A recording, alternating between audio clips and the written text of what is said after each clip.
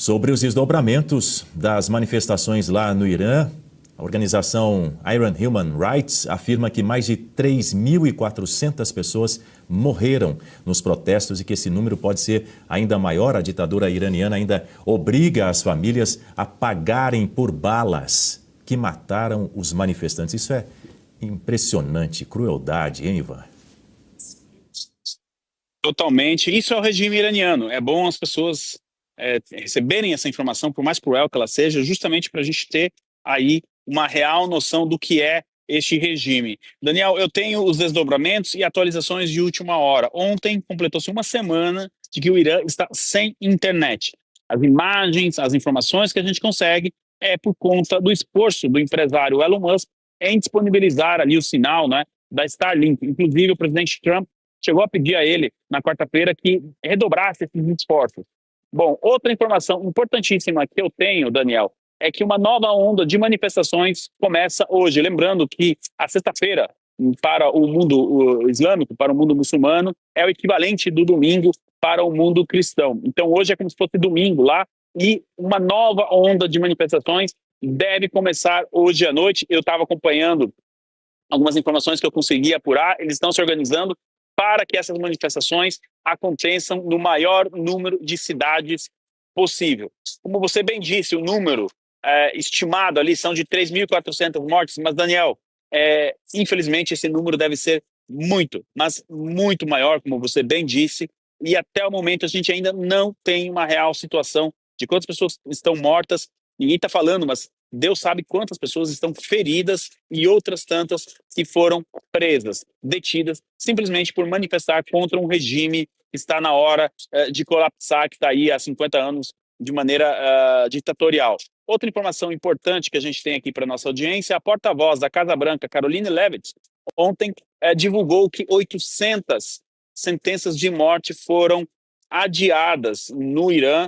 O regime iria sentenciar à morte, né? Iria executar 800 pessoas, e devido à pressão do presidente Trump, segundo a Casa Branca, então, essas execuções foram adiadas. E falando em presidente Trump, ontem tivemos a informação de que Israel teria, através do primeiro-ministro Benjamin Netanyahu, convencido o presidente Donald Trump a adiar e não cancelar, atenção, a adiar um eventual ataque militar contra as bases da Guarda Revolucionária do Irã. Do seu lado, o presidente Trump quer mais informações, quer mais detalhes. Ele quer realizar um ataque, Daniel, que seja definitivo, que leve à queda do regime do Ayatollah. Então, nesse contexto, as tensões militares, elas continuam. Os Estados Unidos estão aumentando a sua presença militar na região, inclusive com o envio de porta-aviões. A última vez que a gente começou a noticiar aqui envio de porta-aviões para uma região do mundo, não é, Daniel? Foi ali no Caribe. A gente viu como que Nicolás Maduro terminou. Pode ser o mesmo fim do Ayatollah Khamenei. Daniel, devolvo para você. Ivan, o Marcelo Rocha Monteiro tem um ponto aqui para a nossa conversa contigo. Bom dia, Ivan. São dois pontos, na verdade. O primeiro é o seguinte: a execução do Irfan Soltani, aquele rapaz de 26 anos, né, que havia, cuja execução estava marcada para, se não me falha a memória, quarta-feira, anteontem, né? Parece que está havendo aí um certo desencontro de informações, porque o regime iraniano, a ditadura dos ayatollahs, teria divulgado que ele, na verdade, não teria sido condenado à morte, o que parece uma conversa para boi dormir, né? Porque o mundo inteiro sabia da condenação. Então, esse foi um recuo. Esse recuo se deve ao temor da ação americana. Essa é a minha primeira pergunta. E a segunda pergunta é a seguinte: você mencionou Israel, né? Nós sabemos que a Arábia Saudita, que é um dos principais players aí no Oriente Médio, né, que é um regime, enfim, uma monarquia em que a influência da religião é muito grande. Eles são da vertente sunita do Islã e eles enxergam no Irã um inimigo, né?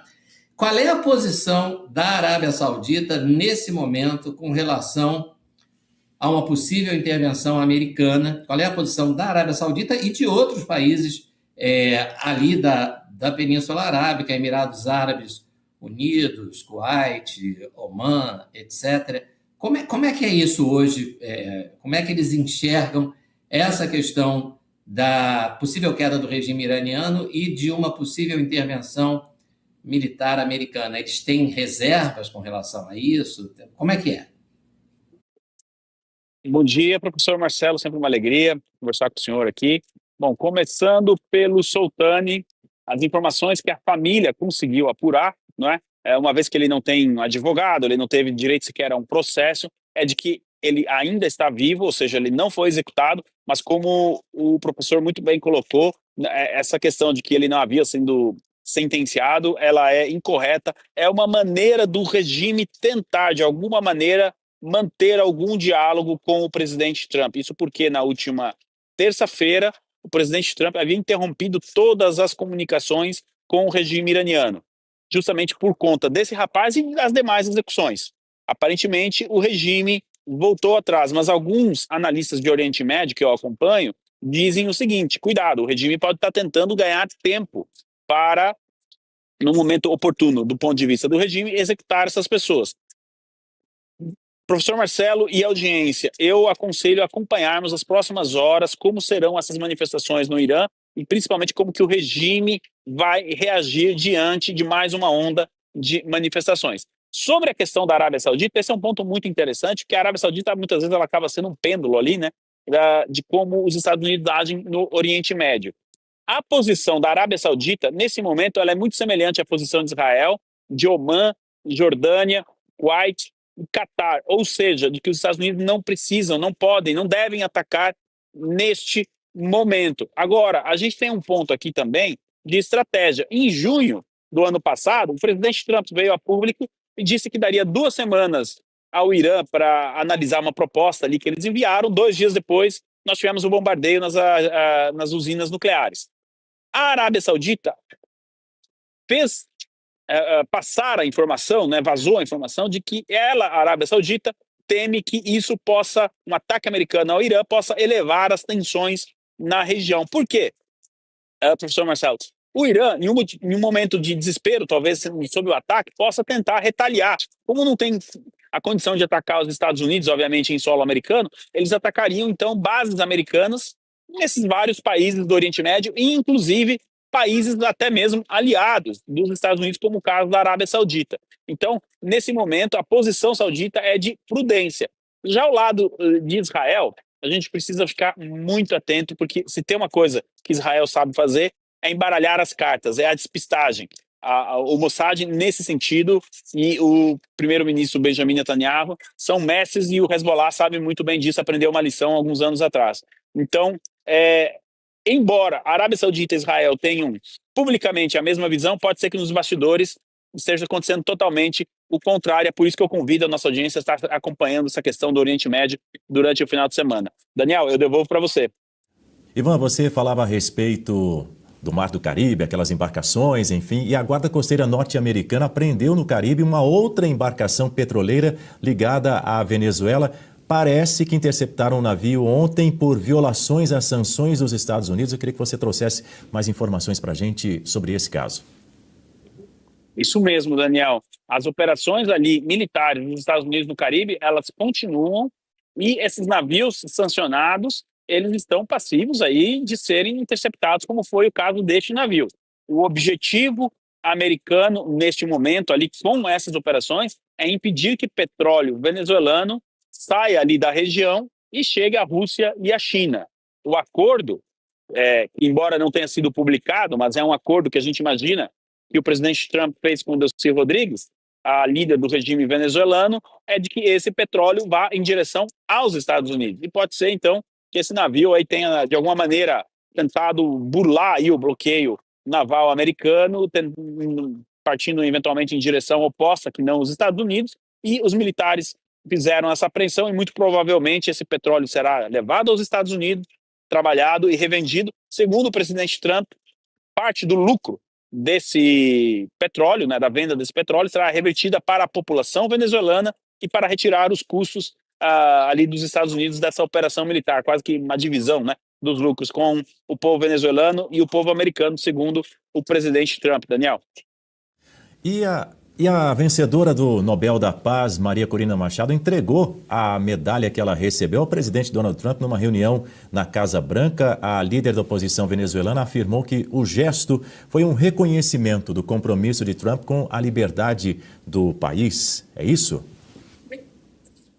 Isso mesmo, Daniel. Ela entregou a medalha a Donald Trump e recebeu a medalha, que depois ele também veio a público dizer que ela é uma grande pessoa, é aquela comunicação que o Trump sempre faz, né? Que ela é uma excelente pessoa, que teve uma boa conversa com ela.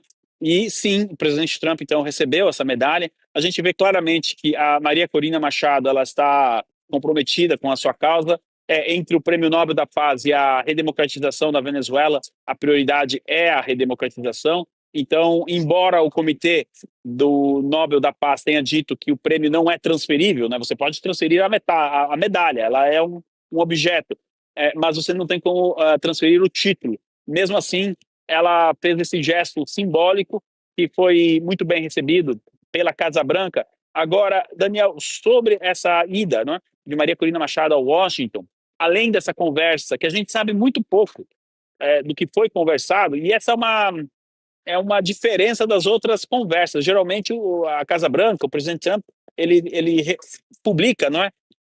Como foi a conversa com determinado líder, etc. Com a Maria Corina Machado, a gente está sabendo muito pouco, mas eu quero ressaltar também que, além de conversar com o presidente Trump, ela conversou com senadores, tanto do Partido Democrata quanto do Partido Republicano. Ela demonstrou ali o plano dela caso a oposição assuma o poder na Venezuela através de Edmundo González. Então, na minha humilde opinião, Daniel, a conversa com o presidente Trump ela é extremamente importante, mas tão importante quanto essa articulação que ela está fazendo em Washington com senadores, com deputados, com membros do Partido Republicano, o presidente Trump, com empresas. Então, ela está transmitindo confiança para essas pessoas de que sim, a oposição, após esse período de transição, pode assumir o poder na Venezuela. É disso que se trata, até porque muitas empresas do setor do petróleo, Daniel, estão relutantes em investir na Venezuela neste momento, justamente porque elas temem que aconteça o que aconteceu no passado, ou seja, que o regime primeiro permita que essas empresas investam ali, para depois ir lá e confiscar tudo, coisa que já aconteceu no passado. Então essas empresas estão aguardando para ver como que vai ser essa questão de transição antes de colocar a mão no bolso, Daniel. Ivan, o regime cubano realizou uma marcha funeral para 32 soldados que, segundo a ditadura local, morreram no ataque dos Estados Unidos que culminou na captura de Nicolás Maduro na Venezuela. Isso mesmo, Daniel. Ontem à tarde, então, os restos mortais desses 32 agentes cubanos que faziam a segurança de Nicolás Maduro retornaram a Cuba. Nós temos as imagens aí do momento, né, da chegada ali e dessa cerimônia. Nós tiramos o áudio, Daniel, justamente por questões aqui, né, de direito autoral. Era uma marcha fúnebre e eles são considerados, então, 32 heróis lá em Cuba. O que acaba também com uma lenda urbana de que Cuba não tinha nenhuma interferência na Venezuela ou fora mesmo de Cuba. Enfim, nós temos a confirmação, tanto por parte do regime como por parte do lado americano, por parte do lado venezuelano, ou seja, todo mundo está confirmando que esses 32 agentes faziam a segurança de Nicolás Maduro. Não é? Então, essa questão ela cai por terra. Agora, a grande pergunta que a gente precisa fazer aqui, Daniel, eu convido a nossa audiência a fazer essa pergunta, é a seguinte: o que 32 agentes cubanos faziam a segurança de um presidente de outro país, de um ditador de outro país? Onde está aí a soberania venezuelana, então? E a pergunta que eu faço é a seguinte: será que esses agentes cubanos espalhados aí estão somente na Venezuela ou também em outros países da América Latina, Daniel? Esse é um questionamento que a sociedade brasileira precisa fazer ainda mais nesse ano de eleição, Daniel. Um abraço para você, meu caro Ivan Kleber, bom dia, bom programa.